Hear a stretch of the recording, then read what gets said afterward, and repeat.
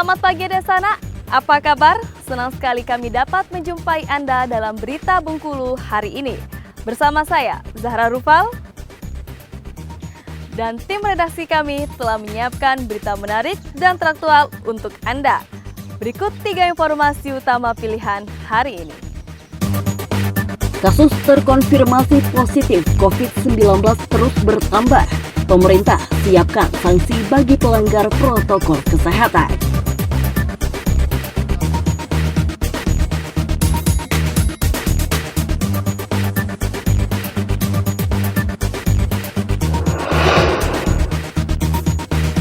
Hari keempat operasi antik Nala, 61 penyalahguna narkotika dibeku.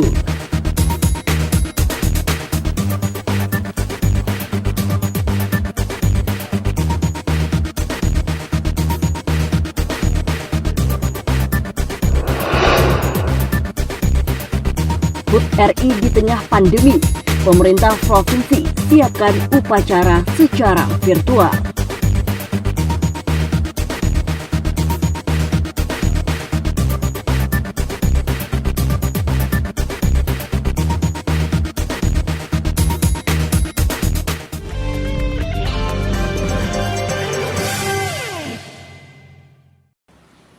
Hingga Selasa 11 Agustus, kasus positif COVID-19 di Provinsi Bengkulu terus bertambah.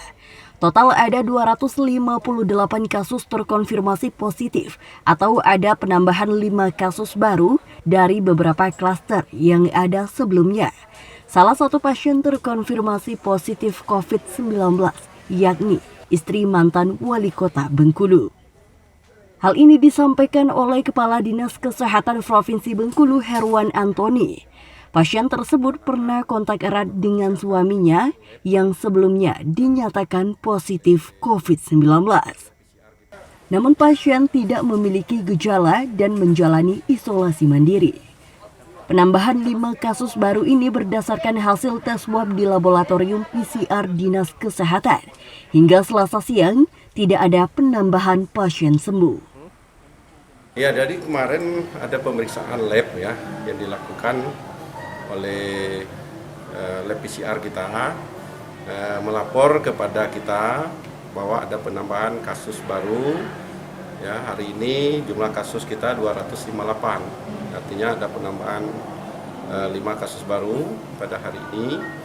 Yang salah satunya tadi ya salah satu perempuan usia 55 tahun tadi ya yang kemarin hasil swabnya dinyatakan positif, tapi dia tidak ada gejala, ya tidak ada gejala. Ya tentu setiap hasil lab ini ya kami selalu melakukan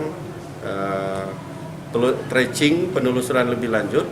Ya bagaimana ya ini kalau riwayat kontak ya mungkin ya kontak erat ya dari kasus sebelumnya ya karena ini merupakan suami istri. Dinas Kesehatan Provinsi Bengkulu terus melakukan penelusuran siapa saja yang pernah kontak erat dengan pasien terkonfirmasi positif COVID-19 untuk memutus mata rantai penyebaran virus COVID-19. Rencananya Dinkes juga akan melakukan tes swab massal di salah satu perguruan tinggi negeri Bengkulu, menyusul salah satu dosen di perguruan tinggi tersebut terkonfirmasi positif COVID-19 dari klaster DPRD Kota Bengkulu. Tim Liputan melaporkan dari Kota Bengkulu.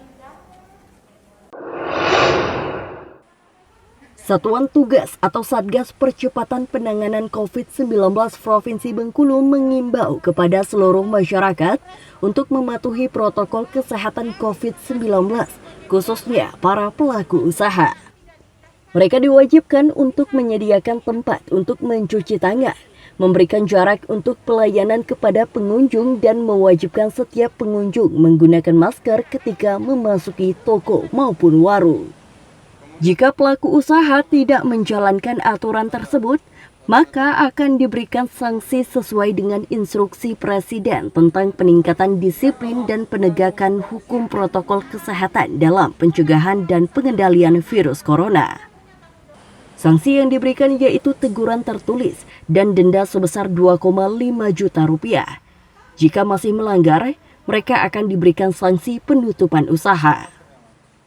Impres nomor 6 tahun 2020 masalah mengenai protokol kesehatan itu, pihak pengelola harus memfasilitasi penyediaan tempat cuci tangan, terus mengingatkan semua yang masuk pengunjung ini memakai masker. Salah satu pelaku usaha di Kota Bengkulu sangat mendukung upaya pemerintah untuk memutus mata rantai penyebaran virus corona ini dengan terus melakukan imbauan kepada masyarakat. Hal tersebut menurutnya sangat penting dilakukan karena sebagian dari masyarakat masih banyak yang tidak mematuhi aturan tersebut. Padahal mereka sudah tahu tentang aturan wajib menggunakan masker dan menjaga jarak serta selalu mencuci tangan. Toko menyediakan untuk cuci tangan, pakai masker juga untuk kami, untuk keselamatan kami dan pelanggan juga. Kita nggak keberatan loh? Nggak keberatan sama sekali.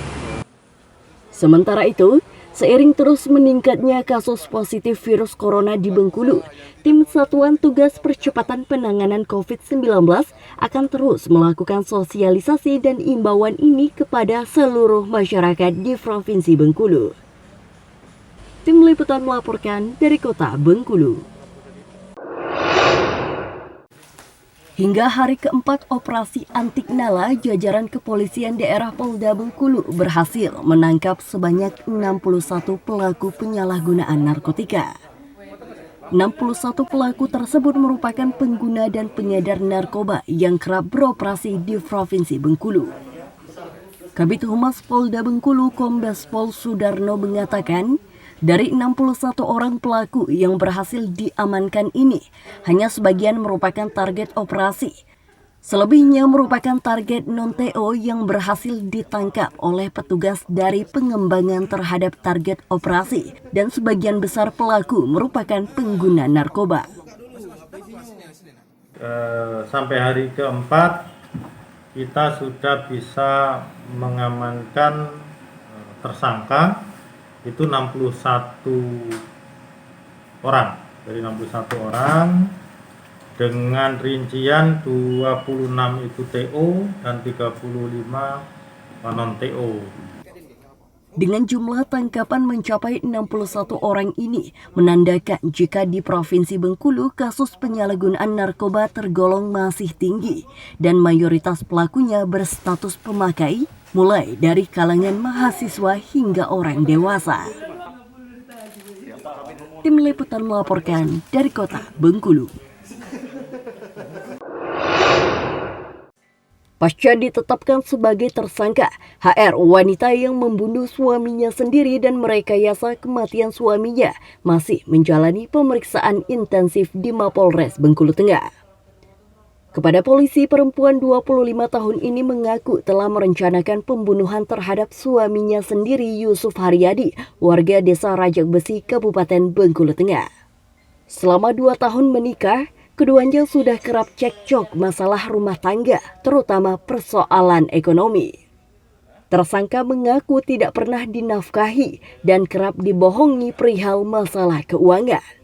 Mulai dari hasil penjualan kopi hingga bantuan BLT yang diterima pun tidak diberikan oleh suaminya. Terungkapnya kasus ini setelah polisi menerima laporan kematian korban yang diduga karena gantung diri di pondok kebun kopi miliknya pada 6 Agustus 2020 lalu. Namun merasa janggal, pihak keluarga korban meminta polisi melakukan autopsi terhadap jenazah korban dan ditemukan beberapa kejanggalan. Di antaranya adanya luka kekerasan di bagian kepala depan dan belakang korban. Polisi kemudian melakukan serangkaian penyidikan dan terdapat sejumlah kejanggalan atas kematian korban. Setelah menerima laporan, pihak keluarga korban meminta kepada pihak polisian untuk melakukan otopsi. Dilakukan otopsi terhadap jenazah korban untuk mengetahui hal-hal yang janggal pada tubuh korban. Setelah dilakukan otopsi, tidak ditemukan tanda-tanda di situ bunuh diri atau gantung diri. Maka dugaan sementara pelakunya adalah istri dari korban sendiri. Dan istri korban sendiri saat ini sudah mengakui dan mengatakan menyesal perbuatannya. Tersangka HR akhirnya mengakui telah membunuh suaminya sendiri dengan cara dipukul menggunakan batang pohon kopi sebanyak 2 kali di bagian kepala.